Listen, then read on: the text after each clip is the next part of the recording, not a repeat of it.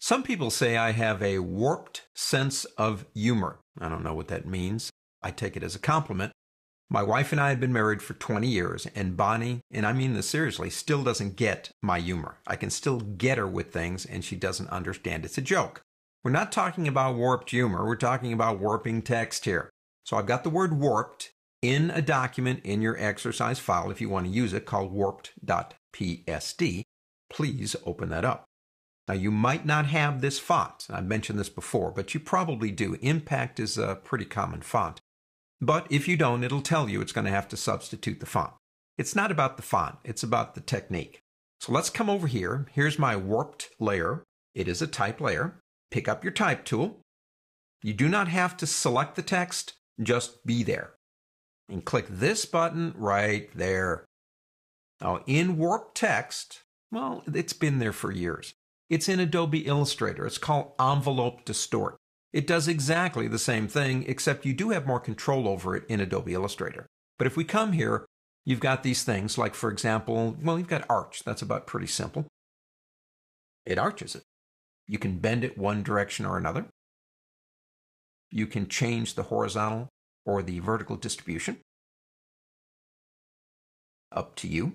My favorite one is fish. Let me show you that one. It kind of looks like a fish, I guess. We can bend it one way or the other to create the fishy look. Change the distribution horizontally or vertically. Now, understand something that's kind of interesting in communication. Let's say that word is the word fish. And let's say you're using warp text fish. So it looks like a fish, and the word is fish.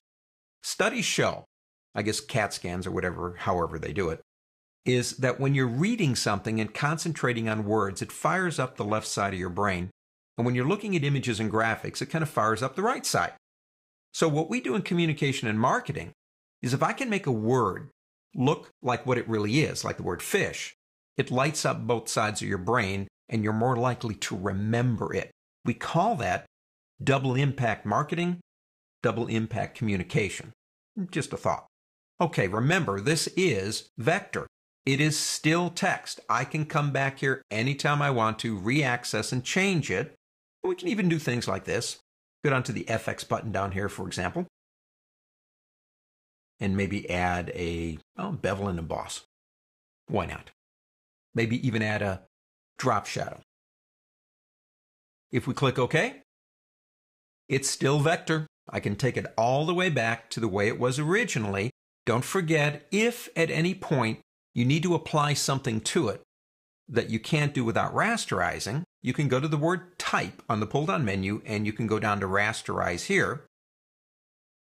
Or you can go to the word layer, we did it this way last time, and go down to layer and tell the computer you want to rasterize the type. Now remember, when you do that, it doesn't really change anything except the fact it's no longer type and you can't retype it.